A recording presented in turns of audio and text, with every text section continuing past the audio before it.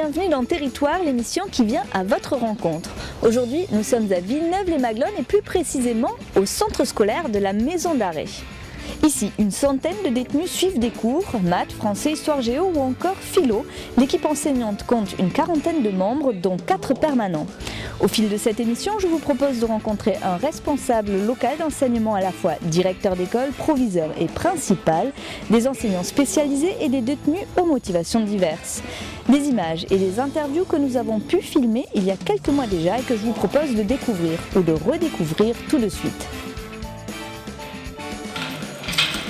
Allez. Et puis maintenant, si je veux faire le L avec le A, ça va faire large.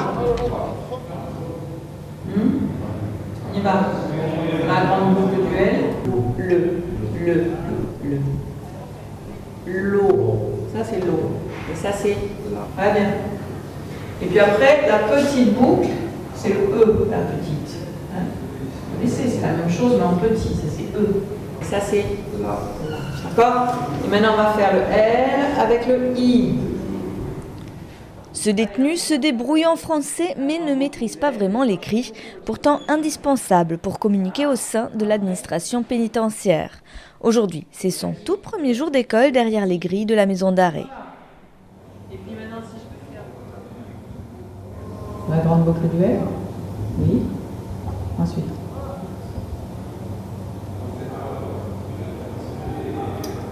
Il n'y a pas de boucle dans le mot. Et vous descendez. Un peu plus bas comme ça. Allez, on refait. La grande boucle et le A. Très bien. Ah oui, il est beau celui-là. Allez, encore. Il prend des cours avec vous. Ah mais là c'est son premier cours. Donc je le connais pas, on se connaît pas du tout. Donc moi la difficulté en fait c'est d'arriver à cerner son niveau. Ses attentes et puis oui surtout son niveau, quoi, savoir d'où je pars pour avancer, quoi. C'est un petit peu la difficulté. Alors ça tombe très bien qu'aujourd'hui soit tout seul, c'est plus facile pour moi d'arriver à appréhender quelqu'un en individuel qu'en groupe. J'en attendais 5 et puis j'attendais des gens qui parlaient quasiment pas français, donc ben voilà, j'avais prévu des choses et puis j'ai pas pu faire, mais on s'adapte. On s'adapte, c'est ça l'intérêt du métier aussi. Mais ça demande quand même de jongler, hein, vraiment d'avoir toujours du matériel à portée de main et puis surtout beaucoup d'invention, quoi. D'adaptabilité.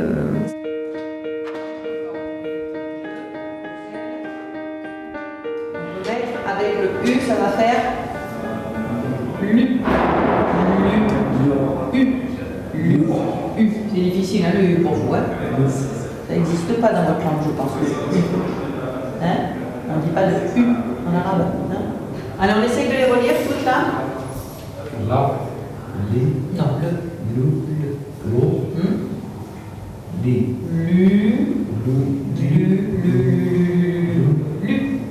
Lu. Et après ça fait Li. D'accord? Allez. Lettres de Scrabble, jeux de beaux gueules, journaux, prospectus, ici, tout est bon pour servir de support pédagogique. Enseignante de français langue étrangère, Muriel Stonestreet fait partie des 4 permanents. Tous les jours, elle applique ici l'expérience professionnelle acquise à l'étranger et en réseau d'aide à l'éducation. Tout ce que j'ai fait auparavant, effectivement, en réseau, ça m'aide beaucoup, quoi, parce que j'ai longtemps eu des enfants en difficulté qui avaient des difficultés justement dans l'apprentissage de la lecture essentiellement, donc tout ça je m'en resserre, quoi. C'est pas au même niveau, c'est avec des adultes, donc après il faut... Ce sont des grands enfants, ouais. Et Ça peut pas être pareil. c'est pas pareil. Et avec les adultes, ce qui est assez étonnant quand on arrive ici, c'est qu'ils sont très demandeurs vraiment de scolaire, mais du scolaire qu'ils ont connu, quoi. Enfin, je parle pour les Français en tous les cas, parce que je ne connais pas l'école dans les pays étrangers. Mais par exemple, il y a beaucoup d'adultes qui nous réclament. Alors nous, on se creuse la tête pour leur faire des cours un peu adaptés à leur âge et puis à leurs intérêts, mais eux, ils nous demandent, ils nous réclament des dictées. Alors bon, ça fait... c'est toujours très étonnant quand on est face à quelqu'un qui a 40 ou 50 ans et qui vous dit « je veux faire une dictée ». Il n'y a pas de souci, on va faire une dictée, on s'adapte. Mais c'est vrai que, voilà. Ils ont retrouvé un petit peu. Oui, ils ont besoin. D'école. Ils ont besoin de retrouver leur cadre, de retrouver leur. Ils sont à l'école, donc ils veulent revivre l'école, quoi.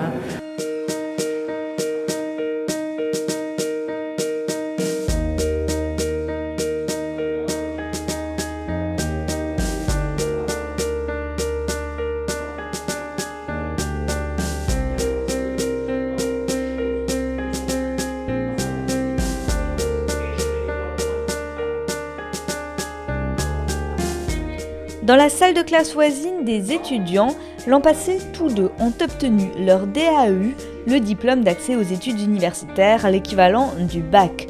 Ils suivent donc des cours de fac au programme de la leçon de philo ce jour-là, le temps. Et la conscience de l'avenir, c'est le projet, voilà, c'est un terme plus moderne, on va dire, le projet, l'attente, l'anticipation. Alors les thèmes, quand des élèves passent à un diplôme, type bac ou DAEU, il y a un programme. Donc le cours est centré sur l'étude des notions qui sont au programme. Par exemple, l'année dernière, il y avait la conscience, autrui, le désir, le langage. Cette année, parmi les élèves, il n'y a pas d'élèves qui passent de diplôme. Donc je suis plus libre de choisir le thème que je veux. Et aujourd'hui, on étudie le temps. Et c'est pas dans le programme du DAEU. Voilà. Oui, parce qu'on existe par rapport à ce qu'on est maintenant, mais aussi à ce qu'on a été et à ce qu'on sera demain. C'est ce qui... Non ? Oui. Donc, quelle est la faculté qui fait le lien entre ces trois dimensions du temps ? Ben, c'est la conscience. C'est la conscience. Pierre Thomazeau intervient 3 heures par semaine au centre scolaire. Le reste du temps, il est prof de philo dans un lycée classique. Mais c'est entre les murs de la maison d'arrêt que les cours sont le moins figés. La conversation nous amène à bouger en fonction de l'actualité, en fonction de leurs remarques.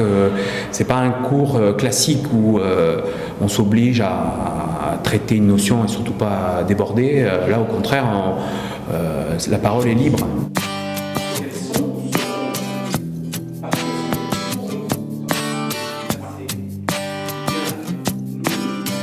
Le présent.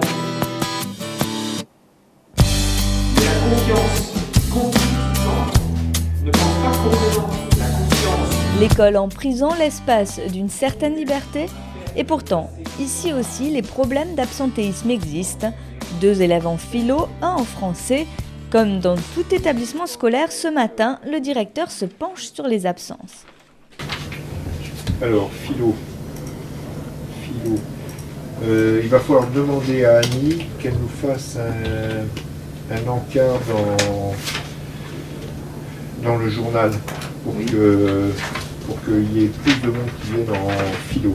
Alors, histoire géo collège, qui est-ce qui ne vient pas? Lui, on lui fait juste un avertissement parce que ça fait 2 fois qu'il n'est pas venu. Il est libéré. Ah bah ouais. On a vu que vous faisiez le point un petit peu sur les élèves. C'est très fluctuant en fait, votre public est extrêmement fluctuant. Expliquez-moi comment ça se passe. Oui, puisque c'est une maison d'arrêt, donc il y a des entrées-sorties permanentes. Il y a beaucoup de demandes puisque depuis début septembre, on en est à 420 demandes. On n'a plus pour le moment à satisfaire qu'une centaine, donc on est tout le temps sollicité, re-sollicité par les personnes. Et il y a permanence, on est confronté à des libérations. Et en même temps ou à des transferts, et donc l'effectif se renouvelle assez rapidement. Alors, normalement, c'est une douzaine d'élèves par classe, 12 maximum.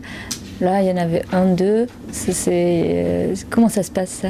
Alors, bon, il y a plusieurs possibilités pour expliquer ce faible effectif. D'une part, le fait que les personnes présentes ici peuvent aller en sport, peuvent avoir parloir, un rendez-vous à l'infirmerie, un rendez-vous avec le parloir avocat, comme ils peuvent avoir aussi des pannes d'oreiller, tout simplement, et ne pas venir.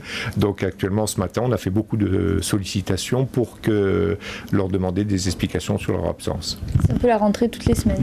C'est un peu la rentrée toutes les semaines. Chaque semaine, on refait l'intégralité des listes. C'est un peu plus fastidieux que dans un collège, puisqu'on refait l'intégralité des listes chaque semaine des élèves à scolariser.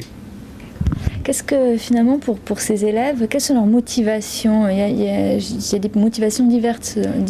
Tout à fait. Donc il y a la motivation première, c'est de se remettre à niveau ou d'apprendre à lire et à écrire pour les bas niveaux, apprendre le français pour les étrangers, et à l'opposé pour ceux qui passent des diplômes supérieurs comme le DAEU, les capacités en droit ou des licences, c'est d'accéder vraiment à un niveau supérieur.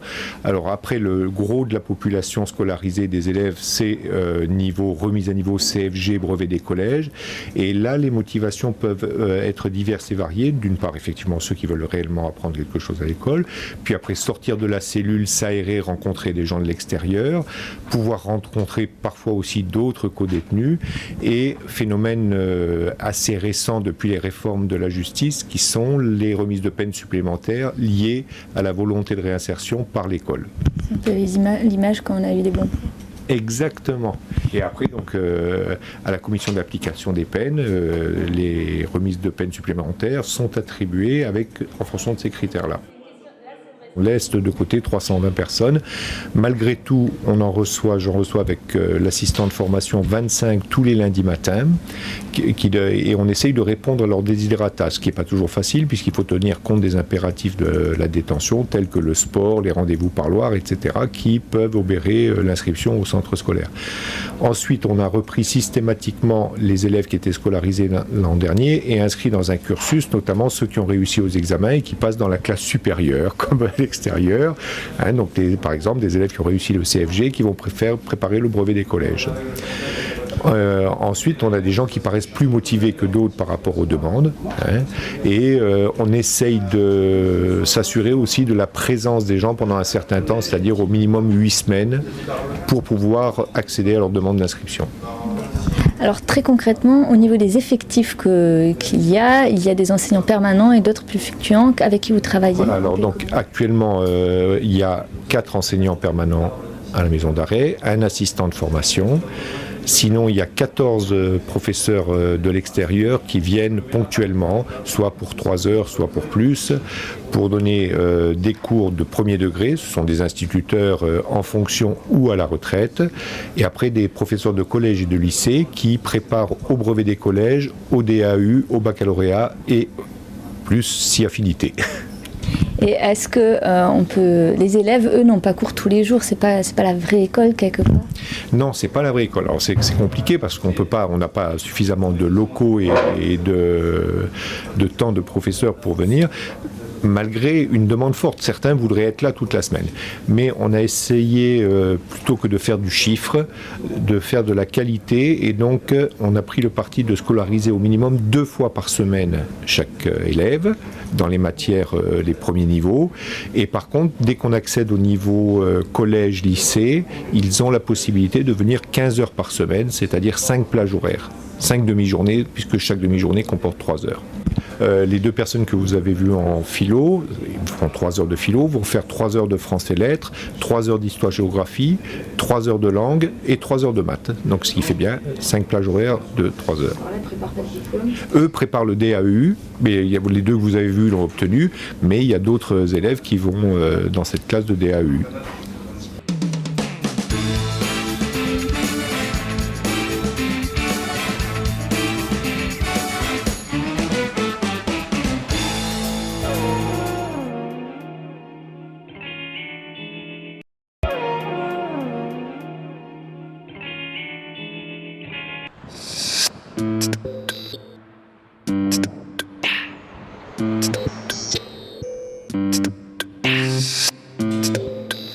À la maison d'arrêt de Villeneuve-les-Maglones, une centaine de détenus fréquentent le centre scolaire. 4 professeurs permanents, 14 vacataires et une vingtaine de bénévoles enseignent dans cette école, pas comme les autres, où les classes vont du cours préparatoire à la fac et où les élèves ont entre 18 et 65 ans. On va le descendre un peu, je trouve, tu penses un peu pour mon artère sur cette page. Un peu pour le faire. Ah d'accord, moins d'espace pour ça. Donc en fait, je vais modifier la place. Aujourd'hui, c'est jour de bouclage pour le journal interne de l'établissement et ce sont les élèves d'Annie Duclé qui assurent la rédaction mais aussi la mise en page et l'impression. Il ne reste plus que quelques heures pour terminer le travail. Dépêchiez de sortir les pages, que Hassan puisse les tirer parce qu'il est dans moins de quart. Et donc ça ne va pas être fait si on ne se grouille pas. Voilà. Donc là c'est le bouclage. Voilà, là c'est le bouclage. Il n'y a pas de faute. Non, je vois déjà ce qui ne va pas là. Mais, c'est pas sur la même. Heureusement. Parce qu'on a tout modifié en fait. Oui. On est reparti à zéro. On a recréé la page pour que les bordures soient beaucoup plus... On est jeudi matin et donc il faut que le journal passe à la censure. Donc il faut le finaliser, le mettre en page, finaliser la mise en page des articles qui ont été faits pendant toute la semaine avant et qui va être retiré par un des élèves. Voilà, en 6 exemplaires et c'est seulement la semaine prochaine qu'on le tirera en 750 exemplaires pour qu'il soit distribué à toutes les personnes de la maison d'arrêt. Un journal à la liberté d'expression toute relative donc, mais aussi un support pédagogique important. Ça permet de réfléchir un peu, de se remettre un peu en activité. Il faut rédiger des articles, donc c'est un support pédagogique à la fois d'abord de lecture, lire des articles, lire des informations, ensuite de rédaction, apprendre à écrire, faire le moins de fautes possible, se corriger. Donc ça c'est tout ce qui est du travail de rédaction, d'information, d'ouverture sur le monde extérieur aussi. Et il y a aussi tout le travail informatique, de saisie de texte, donc apprendre à utiliser l'outil informatique. Voilà, ça c'est sur ce qui est strictement scolaire, purement scolaire on va dire. Bon, mais d'un point de vue pédagogique, je considère aussi que être capable de travailler en équipe, de prendre des initiatives, de s'autonomiser, ça fait aussi partie du travail pédagogique à mettre en place et que le journal permet tout à fait.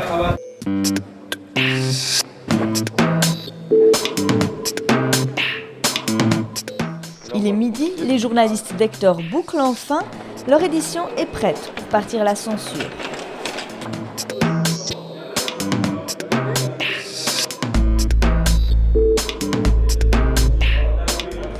Du CAP au doctorat, ici, chaque année, environ 150 détenus passent un diplôme. En 2010, 9 ont passé le bac ou le diplôme d'état équivalent et une centaine le CFG, le certificat de formation générale. Aujourd'hui se tient l'une des 2 sessions annuelles pour cet examen.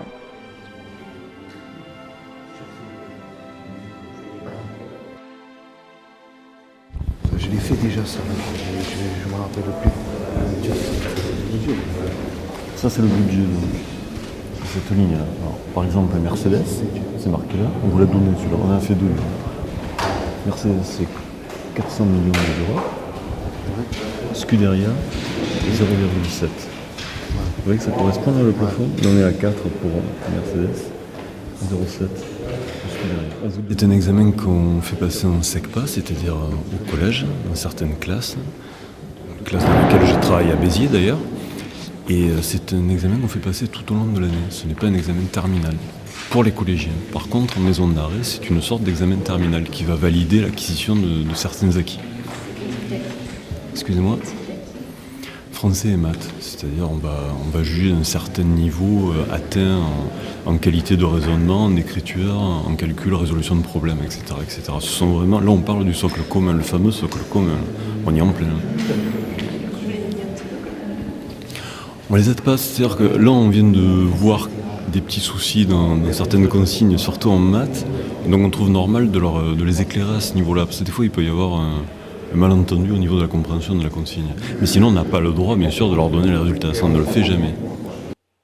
Certains, une majorité d'ailleurs, ont connu des grandes difficultés scolaires et pour certains ça peut être un redémarrage. Alors le CFG c'est un diplôme bien sûr qui précède le CAP, donc c'est un petit diplôme mais qui peut mettre en confiance le candidat. Et des fois après on peut avoir des cas de détenus qui se disent je vais aller plus loin, CAP, BEP et pourquoi pas le DAE qui remplace le bac. À 40 ans, ce détenu passe l'examen pour la seconde fois. Cette épreuve, il la prépare depuis qu'il est incarcéré. Cela fait donc plus de 18 mois qu'il retourne en classe 2 fois par semaine. ce matin, il trouve que ses écrits se sont plutôt bien passés.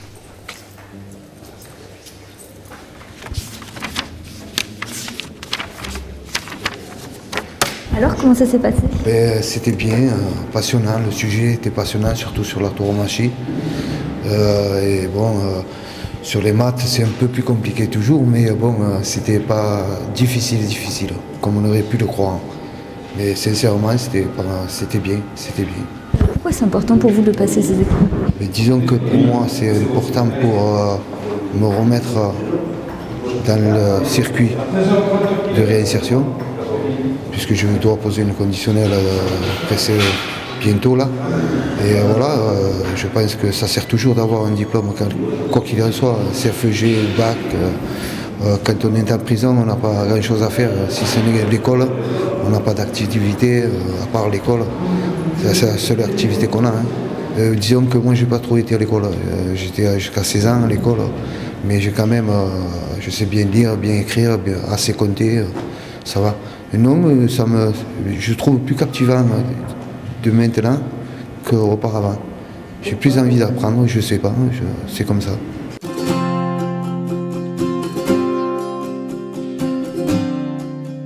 Pour d'autres, l'épreuve aura été plus difficile. Certains n'arrivent même qu'en fin de matinée, un parloir, un réveil manqué, et il faudra attendre la prochaine session.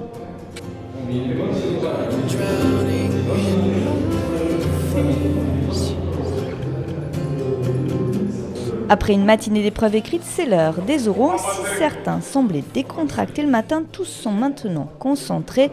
Pour certains, l'enjeu est de taille. Il n'y a pas seulement un diplôme à la clé, mais aussi des arguments en faveur d'une libération conditionnelle. Primordial pour ce détenu, ce jeune grand-père n'a pas encore rencontré son petit-fils.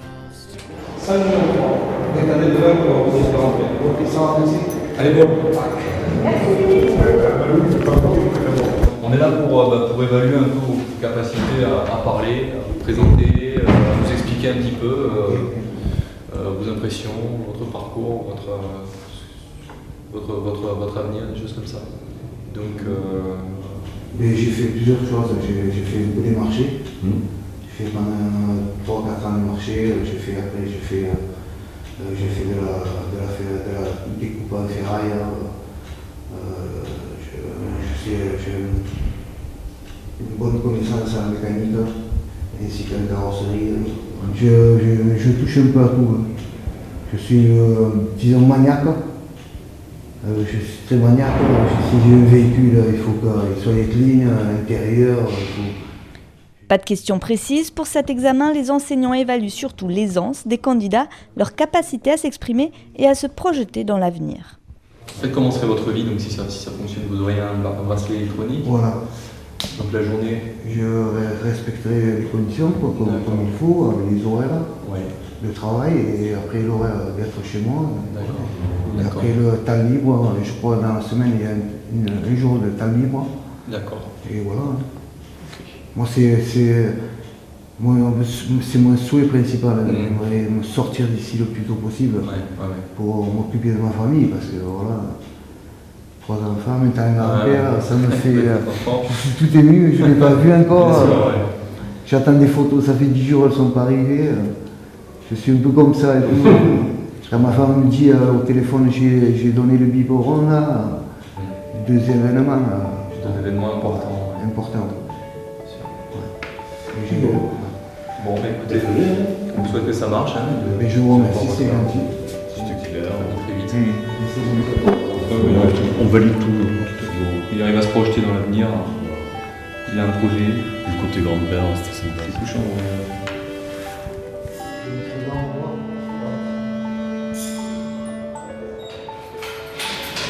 Et voilà, c'est la fin de cette émission. On se retrouve vendredi prochain pour la découverte d'un nouveau territoire. Très belle semaine sur cette LTV.